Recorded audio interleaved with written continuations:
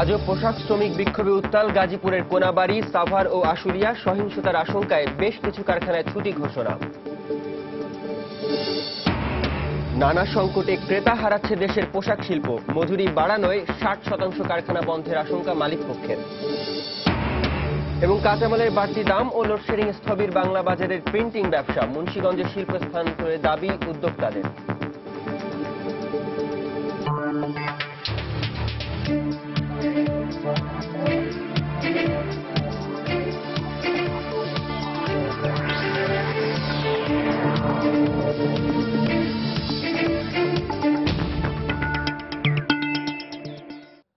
দেখছিলেন শিরোনাম। আমন্ত্রণ জানাচ্ছি দেশ ও দেশের বাইরের অর্থ বাণিজ্যের নানা খবর নিয়ে আমাদের নিয়মিত আয়োজন এই সময়ের বাণিজ্যে। আর এই সময়ের বাণিজ্যের পুরোটা সময় আপনাদের সাথে আছি আমি আরিফুর রহমান। দর্শক, অর্থ বাণিজ্যের নানা খবর জানাবো, তার পাশাপাশি আজ আমরা আলোচনা করব দেশের গার্মেন্টস শিল্পের সাম্প্রতিক পরিস্থিতি নিয়ে। আর এই বিষয়ে কথা বলতে আজ আমাদের স্টুডিওতে উপস্থিত আছেন বিজিএমইএ এর সহ সভাপতি রিয়াজ বিন মাহমুদ। রিয়াজ ভাই, আপনাকে আমাদের স্টুডিওতে স্বাগতম। আমরা আপনার সাথে এই যে পোশাক শিল্পের বর্তমান অবস্থা সে বিষয়ে আলোচনা করব, তার আগে কিছু খবর আমরা জেনে আসি। দর্শক, শুরুতেই জানিয়ে দিচ্ছি ঢাকা শেয়ার বাজারের বর্তমান লেনদেন পরিস্থিতি। আমরা চলে যাচ্ছি ঢাকা স্টক এক্সচেঞ্জের ওয়েবসাইটে। এখন পর্যন্ত আমরা যেটি দেখতে পাচ্ছি, গত কর্মদিবসে কিন্তু লেনদেনের চাঙা ভাবের মধ্য দিয়ে শেষ হয়েছিল ঢাকা শেয়ার বাজারের লেনদেন। এবং লেনদেন আজকে শুরু হয়েছিল 2279.42 পয়েন্ট নিয়ে, এবং ডিএসসি 30 ইন্ডেক্স ছিল 1489.61 পয়েন্ট। এবং লেনদেনের এ পর্যায়ে এই সূচকে পয়েন্ট কিন্তু যোগ হয়েছে।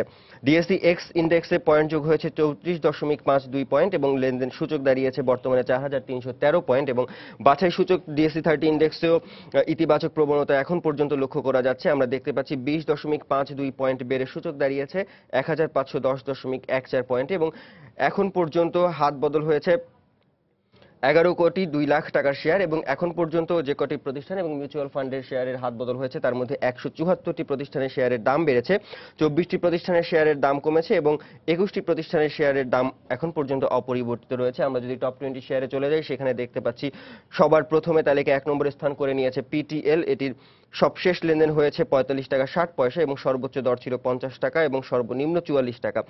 দ্বিতীয় স্থানে রয়েছে বস্ত্র খাতের একটি প্রতিষ্ঠান জেনারেশন নেক্সট। এটি 34 টাকা 50 পয়সায় সবশেষ হাত বদল হয়েছে, এবং সর্বোচ্চ ছিল 36 টাকা 30 পয়সা, 34 টাকা 20 পয়সা ছিল সর্বনিম্ন দর। অ্যাক্টিভ ফাইন্যান্স তৃতীয় স্থানে রয়েছে। আর্থিক খাতের এই প্রতিষ্ঠানটি 87 টাকা 70 পয়সায় সবশেষ হাত বদল হয়েছে, এবং 89 টাকা 80 পয়সা ছিল সর্বোচ্চ দর, 85 টাকা ছিল সর্বনিম্ন। জ্বালানি খাতের প্রতিষ্ঠান মেঘনা পেট্রোলিয়াম চতুর্থ স্থানে 293 টাকা 70 পয়সায় সবশেষ হাত বদল হয়েছে। পদ্মা অয়েল 350 টাকায় সবশেষ হাত বদল হয়েছে। বিডি বিল্ডিং রয়েছে ষষ্ঠ স্থানে, 54 টাকা 30 পয়সায় হাত বদল হয়েছে। বস্ত্র খাতের প্রতিষ্ঠান মালেক স্পিনিং রয়েছে টপ 20 শেয়ারের সপ্তম স্থানে। এটির সবশেষ শেয়ারের লেনদেন হয়েছে 30 টাকা 90 পয়সায়। 53 টাকায় সবশেষ শেয়ার হোল্ডাররা লেনদেন করেছেন বেঙ্গল উইন্ডসর অ্যান্ড থার্মোপ্লাস্টিক লিমিটেডের শেয়ার। এবং যমুনা অয়েল এটি কিন্তু নবম স্থানে রয়েছে। এটি সবশেষ হাত বদল হয়েছে 243 টাকা 40 পয়সায়। জিএইচসিএল 57 টাকায় এর সবশেষ দর। গ্রামীণ ফোন 203 টাকা 10 পয়সা, এটি রয়েছে তালিকায় 11 নম্বর স্থানে। 12তে রয়েছে golden son. Bangladesh submarine cable company limited রয়েছে 13 নম্বর স্থানে। বেক্সিমকো রয়েছে 14, এবং 15তে রয়েছে আরএন স্পিনিং। দর্শক, আপাতত এই ছিল আমার কাছে ঢাকা শেয়ার বাজারের সবশেষ খবর। চলে যাচ্ছি অর্থ বাণিজ্যের অন্যান্য খবরে। গাজীপুরের কোনাবাড়িতে মজুরি বাড়ানো সহ 11 দফা দাবি। সোয়েটার কারখানার শ্রমিকদের বিক্ষোভ মিছিলে পুলিশের বাধায় উভয় পক্ষের মধ্যে সংঘর্ষের ঘটনা ঘটেছে। এ সময় পথচারী সহ 5 জন আহত হয়েছে। মঙ্গলবার সকালে কোনাবাড়ির কাশিমপুর আঞ্চলিক সড়ক থেকে সোয়েটার শ্রমিকরা একটি বিক্ষোভ মিছিল নিয়ে ঢাকা টাঙ্গাইল মহাসড়কে যেতে চাইলে পুলিশ বাধা দেয়। বাধা না মানলে শ্রমিকদের ছত্রভঙ্গ করতে পুলিশ টিয়ারশেল ও ফাঁকা গুলি নিক্ষেপ করে। এ সময় উভয় পক্ষের মধ্যে ধাওয়া পাল্টা ধাওয়ার ঘটনা ঘটে। পরিস্থিতি নিয়ন্ত্রণে 3 প্লাটুন বিজিবি মোতায়েন করা হয়েছে।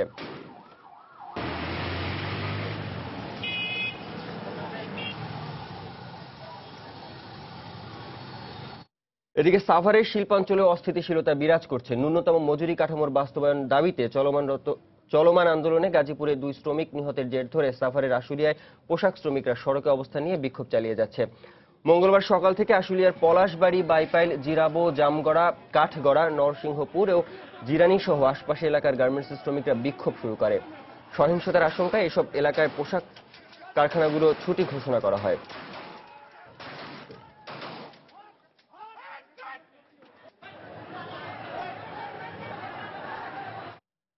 ভালো নেই দেশের সবচেয়ে বড় শিল্প খাত তৈরি পোশাক শিল্প।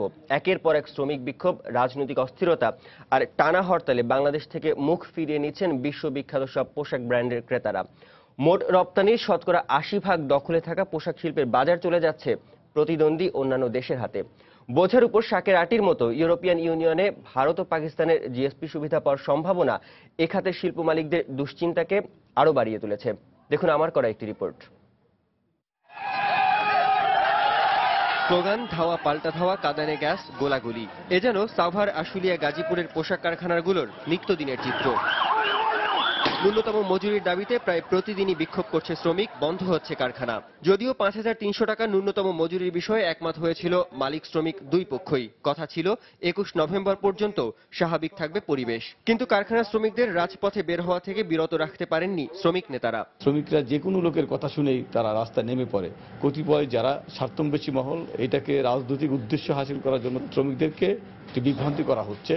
মালিকরা বলছেন, সক্ষমতা না থাকলেও দেশের বর্তমান পরিস্থিতি আর বিশ্ববাজারে হারানো ভাবমূর্তি ফিরিয়ে আনতেই ৩ বছরের মাথায় প্রায় ৭৭% মজুরি বাড়াতে রাজি হয়েছেন তারা। যদিও এর ফলে দেশের প্রায় ৬০% কারখানাই বন্ধ হয়ে যাবে। তবে অর্থনীতিবিদরা বলছেন, কারখানা বন্ধের বিপর্যয় সামলে নিতে পারবে অর্থনীতি। শ্রমিকদের যে বেতন বাড়ানো হয়েছে, এটা তো শ্রমিকদের কল্যাণের জন্য বেতন বাড়ানো হয়েছে।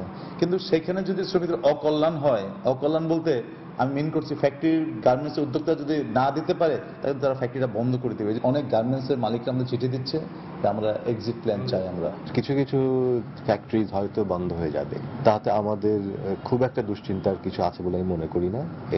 আমাদের অর্থনীতি এটা অ্যাডজাস্ট করে ফেলবে। যদি আমি মজুরি বাড়াই তাহলে আমার ইনসেন্টিভ বাড়ার কারণে আমার প্রোডাক্টিভিটি বাড়তে পারে। তবে যেসব কারখানার বর্তমান মজুরি পরিশোধের ক্ষমতা রয়েছে সেগুলো রাজনৈতিক অস্থিরতায় অস্তিত্ব সংকটে ভুগবে, এমন আশঙ্কা মালিক সমিতির। নামকরা ব্র্যান্ড আগে যারা কোনোদিন চিন্তা করে নাই যে তারা ভিয়েতনামে গিয়ে তারা মিটিং করবে, তারা ইন্ডিয়া গিয়ে মিটিং করবে, তারা আগে মিটিংটা করতো বাংলাদেশে। তারা বলছেন তোমরা ভিয়েতনামে আসো মিটিং করো। এগুলো তো this are not a good sign.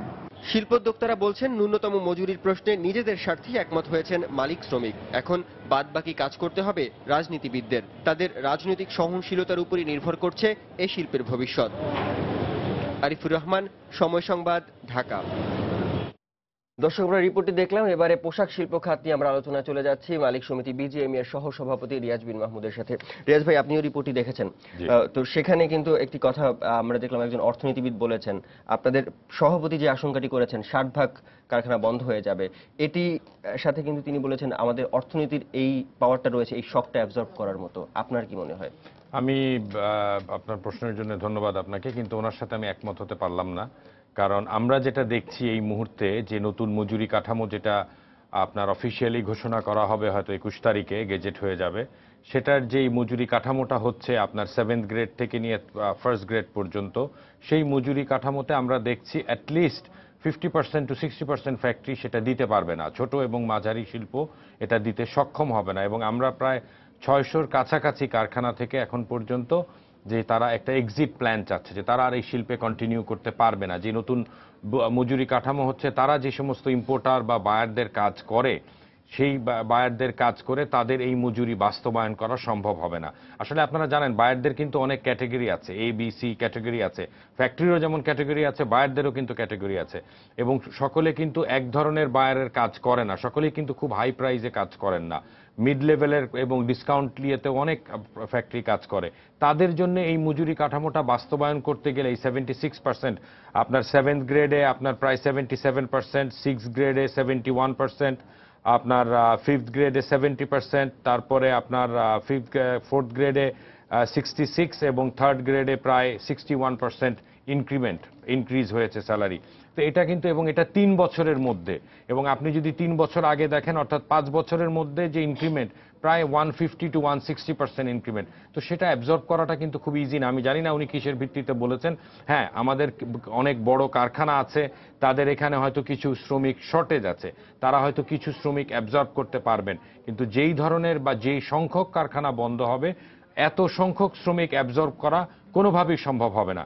এবং যেই মেয়েটি আজকে হেল্পার হিসাবে কাজ করতেন, ৫,৩০০ টাকা ধরেন যার বেতন হবে, এবং ওভারটাইম নিয়ে সে ৬,০০০ টাকার উপরে নিয়ে যাবে, সে যদি আজকে চাকরি হারায়, তাকে আপনার বাসায় যদি মানে গৃহকর্মী হিসাবে কাজ করতে হয়, সে কত টাকা বেতন পাবে?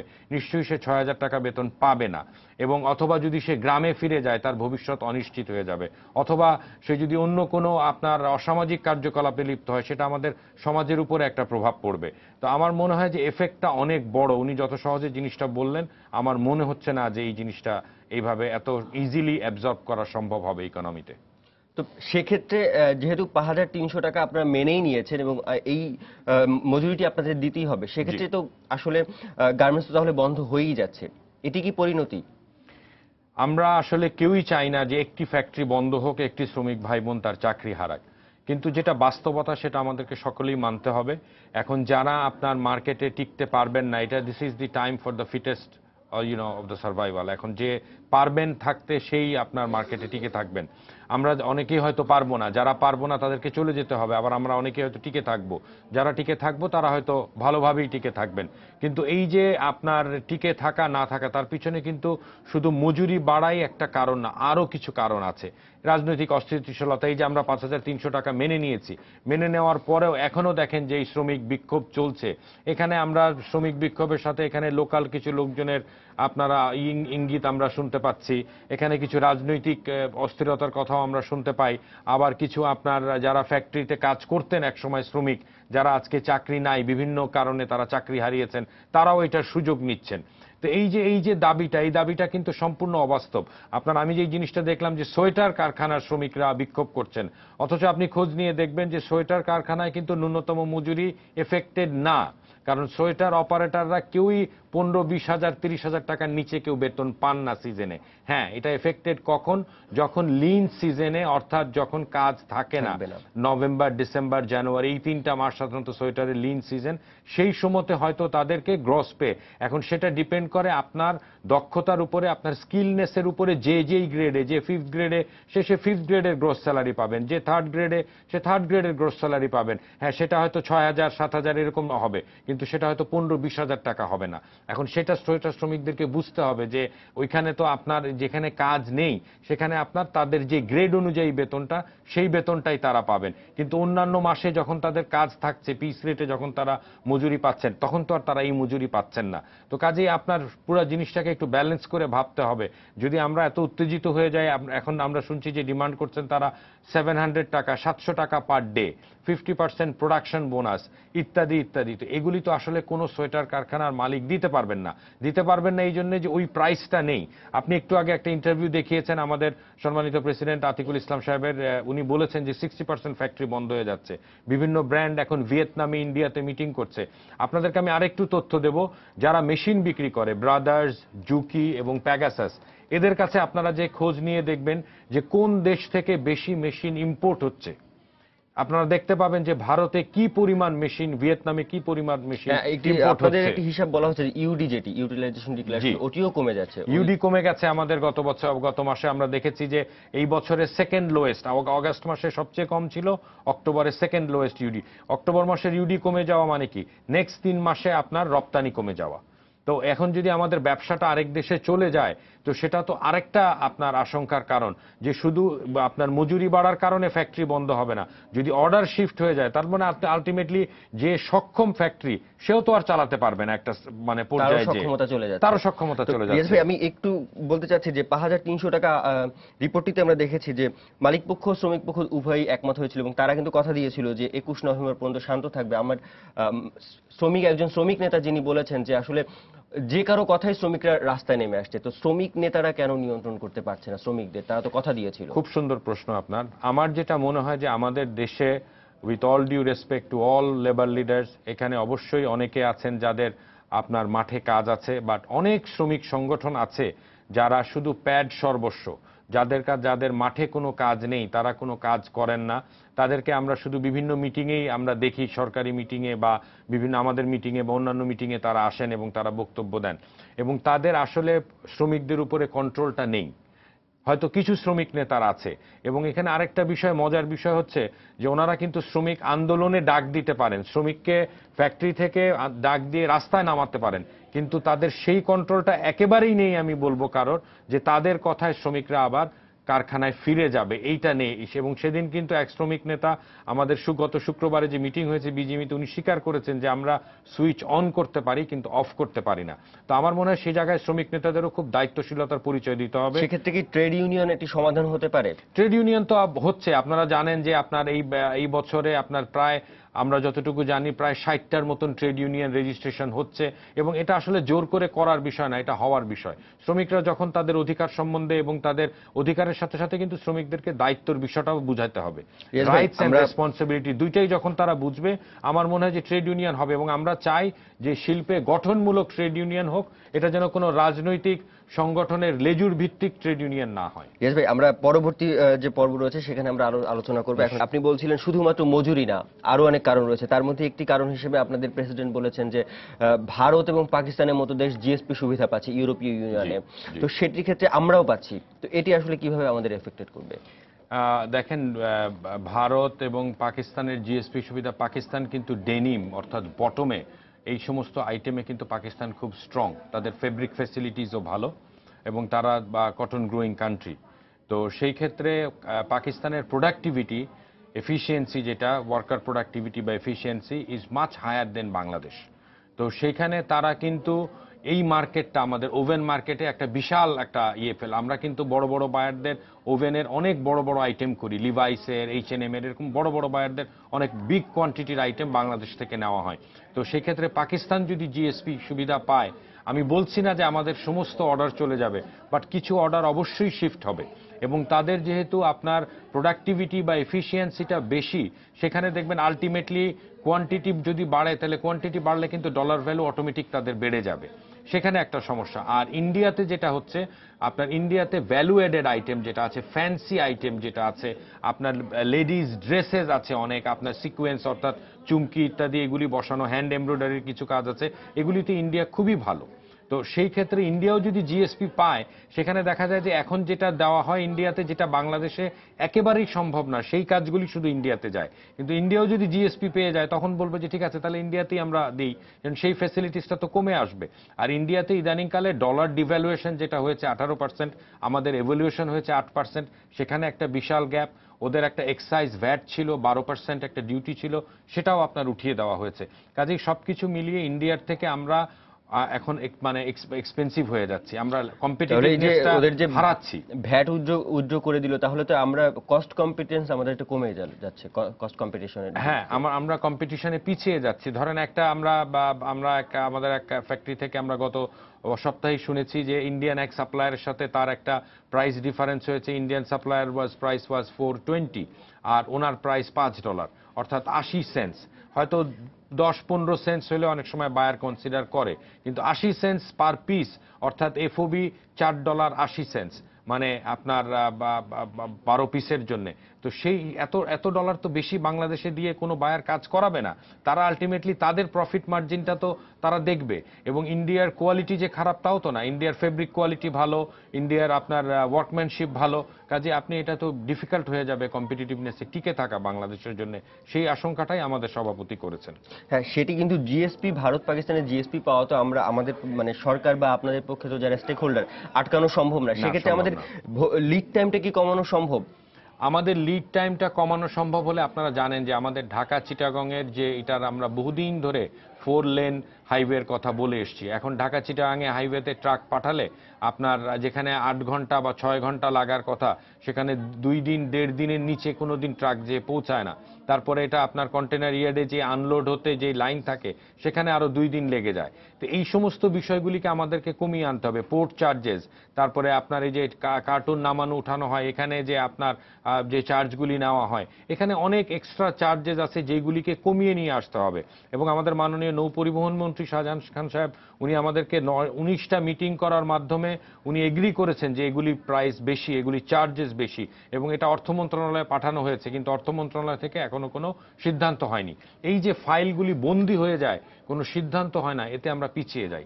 এই জিনিসগুলিকে আমাদেরকে ত্বরান্বিত করতে হবে। ব্যাংক ইন্টারেস্ট রেট, এটা আমাদের অনেক দিনের দাবি যে সিঙ্গেল ডিজিটে আনা হোক। 18% আপনার ইন্টারেস্টে কোনো ফ্যাক্টরি আপনার লোন নিয়ে ঋণ নিয়ে কোনোভাবে এটা আপনার একটা ফ্যাক্টরি হতে পারে না, ভিজিবল ফ্যাক্টরি হয় না। এটা ভাই আমাদের সময় শেষ হয়ে আসছে, আমি আরেকটি প্রশ্ন করব, সেটি হচ্ছে যে আপনারা এই যে ন্যূনতম মজুরিতে বেসিক বেতন নির্ধারণ করছেন 3000 টাকা, তো অনেক শ্রমিক যারা আন্দোলন করছে তারা বলেছে যে তারা বেসিকটা চাচ্ছে 3200 টাকা, দরকার হলে অন্য জায়গা থেকে এটি কমিয়ে দেওয়া হোক। তো এই ব্যাপারে আপনারা একমত হচ্ছেন? আমি আপনাকে একটু বলতে চাই, একটু কম্প্যারিজন দিতে চাই 2010-এর সাথে। জি অবশ্যই, 7th গ্রেডে 2010-এ বেসিক ছিল 2000, এবার যেটা প্রপোজড আছে এখনো আপনার চূড়ান্ত হয়নি 3000 টাকা। গ্রেড 6-এ আছে 2230 টাকা 2010-এ, আবার এবার আছে 3270 টাকা। গ্রেড 5-এ 2010-এ 2395 টাকা এবং 2013-তে প্রপোজ 3530। এটা আমি গ্রেড ওয়াইজ বলছি। আপনার গ্রেড 4-এ 2615, এটা আছে 2013-তে আপনার 3790। থার্ড গ্রেডে 2870 টাকা এবং এবার 4060 টাকা। প্রত্যেকটা জায়গাতে কিন্তু বেসিক বেড়েছে এবং যথেষ্ট পরিমাণে বেসিক বেড়েছে। আপনি বেসিকের যদি ইনক্রিমেন্টও দেখেন 50%, 47%, 42% করে বেসিক বেড়েছে। আর অন্যান্য খাতায় যেটা মেডিকেলে 250 টাকা, ট্রান্সপোর্টে 200 টাকা এবং ফুড অ্যালাউন্সে ধরা হয়েছে 650 টাকা। কারণ আপনি জানেন যে ফুড অ্যালাউন্সে একটা আন্দোলন হয়েছিল, অনেকদিন আমাদের কারখানাগুলো বন্ধ ছিল, সেটা একটা ইউনিফর্মিটি, একটা হারমোনাইজড ওয়েতে আনার চেষ্টা করা হয়েছে। অসংখ্য ধন্যবাদ আরিফ ভাই আপনাকে। দর্শক, আমরা কথা বলছিলাম বিজিএমএ এর সহসভাপতি রিয়াজ বিন মাহমুদের সাথে। চলে যাচ্ছি অন্য প্রসঙ্গে। আগের তুলনায় বাংলা বাজারের বইয়ের কদর কমায় স্থবির হয়ে পড়েছে সেখানকার প্রিন্টিং বা মুদ্রণ ব্যবসাও। পাশাপাশি কাঁচামালের বাড়তি দাম এবং ঘন ঘন লোডশেডিং এর ফলে আদিকালের ব্যবসা ধরে রাখতে হিমশিম খাচ্ছেন এখানকার ব্যবসায়ীরা। তাদের দাবি, যাতায়াত তুলনামূলক সহজ হওয়ায় এখানকার গ্রাহকরা ঝুঁকছেন পল্টনের প্রেসগুলোর দিকে। তবে মুন্সিগঞ্জে প্রস্তাবিত মুদ্রণ শিল্প নগরীতে স্থানান্তর হলে অবস্থার উন্নতি হবে বলে আশা তাদের। তৌহিদ হোসেনের রিপোর্ট। মুদ্রণ যন্ত্রের একদিকে কাগজ ঢুকছে, অন্যদিকে ছেপে বেরিয়ে আসছে রঙিন সব বইয়ের পাতা। পাশেই চলছে দ্রুত বাঁধাইয়ের কাজ। নাকে হরদম আসছে বিভিন্ন রং ও রাসায়নিকের মিশেল গন্ধ। খটখট যন্ত্রের শব্দ থেকে শ্রমিকের অবসর নেই এক মুহূর্ত। 50-এর দশকে স্থানীয় প্রকাশনা শিল্পকে ঘিরে গড়ে ওঠা বাংলা বাজারের প্রেসগুলোতে ব্যস্ততার এমন দৃশ্য ছিল খুবই স্বাভাবিক। কিন্তু সময়ের আবর্তে এই দৃশ্য এখন একেবারেই উল্টো। বাংলা বাজারের মূল সড়ক থেকে বিউটি বোর্ডিং এর প্যারিদাস রোড পর্যন্ত ছড়িয়ে ছিটিয়ে থাকা প্রেসগুলোতে যন্ত্র হরহামেশা চললেও ব্যবসায়ীদের মুখে হাসি নেই। ব্যবহৃত উপকরণের চড়া দামের ফলে লাভের দেখা নেই বলেই জানালেন তারা। র ম্যাটেরিয়ালসের দাম অনেক উদ্যোগতিতে, কিন্তু প্রিন্টিং রেট দিন দিন কমতেছে। তারপর ইলেকট্রিসিটি যে ডিস্টার্ব, দেখা গেল 24 ঘন্টার ভিতরে আমরা 6 ঘন্টা 7 ঘন্টা ইলেকট্রিসিটি পাই না, ঠিক আছে? সেই কারণে আমাদের প্রোডাকশন হ্যাম্পার হচ্ছে। আমরা যে ম্যানুফ্যাকচারটা করতাম বিয়ের কার্ড বা গ্রিটিংস কার্ড, তারপর আর অন্যান্য ফাইল স্টেশনারি আইটেমগুলো, সেগুলো মূলত এখন চলে গেছে পল্টনের দিকে। মূলত প্রিন্টিংগুলো হয় পাবলিশারদের। বই তো নিষিদ্ধ হয়ে গেলে ধরেন পাবলিশার তো মরে যায়, পাবলিশার মরে গেলে আমরা বাঁচি কি করে? প্রকাশকরাও জানালেন, কাগজের অস্বাভাবিক দাম বৃদ্ধির ফলে বাংলা বাজারের মুদ্রণ শিল্প অস্তিত্ব হারাতে বসেছে। নভেম্বর, ডিসেম্বর, জানুয়ারি আসলেই কাগজের দাম বেড়ে যায়। তাই সেই ক্ষেত্রে আমরা বারবার সরকারের কাছে অনুরোধ করেছিলাম যে অন্তপক্ষে গভর্নমেন্ট রেটে আমাদের কাগজ দেওয়া হোক। আমরা শুনেছিলাম যে ক্যারিমগঞ্জে সরকার যারা প্রিন্টিং ব্যবসা করি তাদেরকে ওইখানে আমাদের স্থানান্তর করবে, জায়গা দিবে। আমি মনে করি এটা আমাদের জন্য ভালো হবে। উদ্যোক্তারা বলছেন, সরকারের পক্ষ থেকে পর্যাপ্ত প্রচারণার ব্যবস্থা করা গেলে বাংলা বাজারের প্রিন্টিং প্রেসগুলো শুধু দেশে নয়, আন্তর্জাতিক পর্যায়েও বিক্রয় আদেশ পাবার যোগ্যতা অর্জন করতে পারবে। তৌহিদ হোসেন, সময় সংবাদ, ঢাকা। আমদানিকারকদের ধর্মঘটের কারণে টানা 2 দিন বন্ধ থাকার পর আজ থেকে আবারও শুরু হয়েছে হিলি স্থলবন্দরের আমদানি রফতানি কার্যক্রম। গত 14 নভেম্বর ভারত থেকে আমদানি করা কিছু পণ্যের বৈধ কাগজপত্র না পাওয়ায় চেকপোস্ট থেকে পণ্যগুলো আটক করে বিজিবি। এর প্রতিবাদে বন্দরের আমদানিকারকরা বিজিবির বিরুদ্ধে 6 দফা দাবি এনে 17 নভেম্বর বিক্ষোভ ডাকে। এরপর সোমবার বিজিবির সেক্টর কমান্ডার আমদানিকারকদের সাথে বৈঠকের পর রাতেই ধর্মঘট প্রত্যাহার করে নেন ব্যবসায়ীরা। আগামী 2 বছরের মধ্যেই দেশে তরল প্রাকৃতিক গ্যাস বা এলএনজি স্টেশন স্থাপন করা হবে বলে জানিয়েছেন অর্থমন্ত্রী আবুল মাল আব্দুল মুহিত। সোমবার রাজধানীর বিদ্যুৎ ভবনে 2021 সালের মধ্যে 24,000 মেগাওয়াট বিদ্যুৎ উৎপাদনের লক্ষ্যমাত্রা শীর্ষক এক সেমিনারে তিনি একথা বলেন। এছাড়া কয়লা ও গ্যাস উত্তোলন ও বিদ্যুৎ উৎপাদনে আলাদা নীতিমালা প্রণয়ন জরুরি বলেও মত দিয়েছেন তিনি। এ সময় মন্ত্রী বলেন, বড় অঙ্কের মূলধন প্রয়োজন হয় বলে সরকার ব্যক্তি মালিকানাধীন বিদ্যুৎ উৎপাদনের উপর জোর দিচ্ছে। সেমিনারে অন্যান্যের মধ্যে উপস্থিত ছিলেন প্রধানমন্ত্রীর জ্বালানি বিষয়ক উপদেষ্টা তৌফিক ই ইলাহি চৌধুরী। এ সময় তিনি বলেন, বর্তমানে দেশের 62% মানুষ বিদ্যুৎ সুবিধার আওতায় থাকলেও এই ধারাবাহিকতা অব্যাহত থাকলে খুব দ্রুত এটা শতভাগে পৌঁছে যাবে।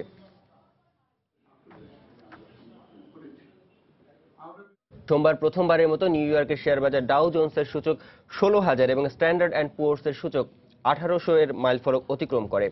বাজার বিশেষজ্ঞরা বলছেন দেশটির কেন্দ্রীয় ব্যাংক সহজ আর্থিক নীতি গ্রহণ করায় কোম্পানিগুলোর মুনাফা বাড়ছে, ফলে অর্থনীতির মন্দাভাব কেটে গিয়ে চলতি বছর শেয়ার বাজার ঘুরে দাঁড়িয়েছে। এদিকে অর্থনীতিকে আরও চাঙ্গা করতে আর্থিক ও ব্যাংকিং খাতে প্রণোদনা নীতি অব্যাহত রাখবে বলে সম্প্রতি জানিয়েছেন ব্যাংকটির গভর্নর জেনেট ইলেন।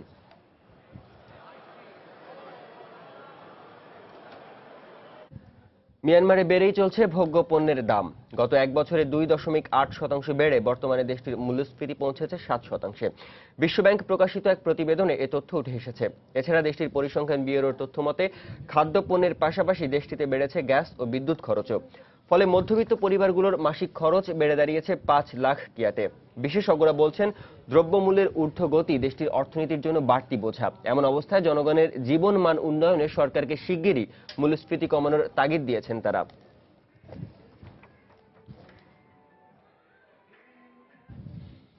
প্রযুক্তি প্রেমীদের কথা মাথায় রেখে লন্ডনে আয়োজন করা হয়েছে এক প্রযুক্তি পণ্য প্রদর্শনীর। বড়দিন উপলক্ষে উপহার হিসেবে নিত্য নতুন গেজেটের খোঁজে তাই মেলায় ভিড় করছেন ক্রেতারা। এরই মধ্যে লনের ঘাস ছাঁটাইয়ের জন্য রোবট এবং মস্তিষ্ক নিয়ন্ত্রিত বল খেলা মেলায় আসা দর্শনার্থীদের উৎসবের উদ্দীপনা যেন কয়েক গুণ বাড়িয়ে দিয়েছে। কাজ নিয়ে এতই ব্যস্ত যে বড়দিনে শপিং এ যেতে পারছেন না? শহরের ব্যস্ত নাগরিকদের জন্য তাই আই রোবট নামের একটি প্রতিষ্ঠান লন্ডনের প্রযুক্তি মেলায় নিয়ে এসেছে স্বয়ংক্রিয় ভ্যাকুয়াম ক্লিনার। 300 পাউন্ড খরচ করলেই যে কেউ মালিক হতে পারবেন এমন একটি যন্ত্রের। আছে নিয়ন জেলিফিশ, এলইডি ঘড়ি কিংবা লনের ঘাস ছাঁটাইয়ের রোবট। রোবোমো নামের এই রোবট কিনতে আপনাকে গুনতে হবে 919 পাউন্ড। যদি আপনার একটি রোবট থাকে তবে আপনি কেন লনের ঘাস ছাঁটাইয়ের কাজে সময় ব্যয় করবেন? যন্ত্রটি লনে নিয়ে যেয়ে শুধু সময় নির্ধারণ করে দিলেই হবে। এটি নিজেই নিজের কাজ করে যাবে, আপনাকে আর এ নিয়ে ভাবতে হবে না। এই খরগোশের কান দেখে কি মনে প্রশ্ন জাগছে প্রযুক্তি মেলায় খেলনা এলো কি করে? মজার ব্যাপার হলো $69 দামের নিকোমিমি নামের এই যান্ত্রিক কান দিয়ে হাত পা ব্যবহার ছাড়াই আপনি বল খেলতে পারবেন। আসলে এটা আপনার মস্তিষ্কের গতিবিধি পর্যবেক্ষণের পাশাপাশি কোনো বিষয়ের প্রতি আপনার মনোযোগ ধরে রাখতে পারে। আপনার মনোভাবের উপরে নির্ভর করছে খেলাটা কেমন হবে। দর্শক আকর্ষণের প্রদর্শনীতে আরো রয়েছে ওয়াটার ড্যান্সিং স্পিকার এবং মাকড়সা আকৃতির রোবট। এবারের বড়দিনে প্রিয়জনদের ভিন্ন কিছু উপহার দিতে চাইলে তাই ঘুরেই আসা যায় এই প্রযুক্তিপূর্ণ প্রদর্শনী থেকে। নাজিয়া শাকুর, সময় সংবাদ। চীনের তুলার বাজার বাড়াতে ভারতের টেক্সটাইল শিল্পে বিনিয়োগে আগ্রহী দেশটি। সম্প্রতি চীনা একটি বাণিজ্য প্রতিনিধি দল ভারত সফরে এসে এ ব্যাপারে আগ্রহ প্রকাশ করে। শিগগিরই চীনের তুলা উৎপাদন 1 কোটি টন ছাড়াবে। তাই নতুন বাজার ধরতে ভারতের টেক্সটাইল বাণিজ্য, এই শিল্পের স্থানীয় বাজার, বিনিয়োগ পরিবেশ ও নীতি সম্পর্কে ধারণা পেতেই ভারত সফরে এসেছে বলে জানান দলটির সদস্য চীনের জাতীয় টেক্সটাইল ও অ্যাপারেল কাউন্সিলের ডেপুটি সেক্রেটারি জেনারেল ইয়ান হংপিং। তিনি জানিয়েছেন দুই দেশের মধ্যকার দ্বিপাক্ষিক সম্পর্ক এগিয়ে নিতে ভারত সরকার ও দুই দেশের শিল্প প্রতিষ্ঠানগুলো যৌথ বিনিয়োগে আগ্রহী। এ লক্ষ্যে বাণিজ্যিক সম্পর্কে গতিশীলতা আনতে উভয় দেশ রোডম্যাপ তৈরিতে সম্মত হয়েছে। সংযুক্ত আরব আমিরাতে শুরু হয়েছে 13তম দুবাই এয়ার শো 2013। দুবাইয়ের আল মাকতুম আন্তর্জাতিক বিমানবন্দরে শুরু হওয়া এই প্রদর্শনীতে বিভিন্ন ধরনের সামরিক ও যাত্রী পরিবহনের বিমান এবং উন্নত প্রযুক্তির হেলিকপ্টার নিয়ে অংশ নিয়েছে বোয়িং, এমিরেটস এবং এয়ারবাস সহ বিভিন্ন আন্তর্জাতিক বিমান নির্মাতা কোম্পানি। মধ্যপ্রাচ্যের বাজার ধরতেই এত আয়োজন এয়ারলাইন্সগুলোর। বালুঝড়ের কারণে খানিকটা ভোগান্তি পোহাতে হলেও শুরুর দিনই প্রদর্শনীতে নতুন জেট নিয়ে উপস্থিত হওয়া যুক্তরাষ্ট্রের বোয়িং কোম্পানির সাথে $15,000 কোটি চুক্তি করেছে মধ্যপ্রাচ্যের জায়ান্ট এয়ারলাইন এমিরেটস। আর বোয়িং এর চিরপ্রতিদ্বন্দ্বী ফরাসি বিমান প্রস্তুতকারী কোম্পানির সাথে চুক্তি হয়েছে $5,270 কোটি।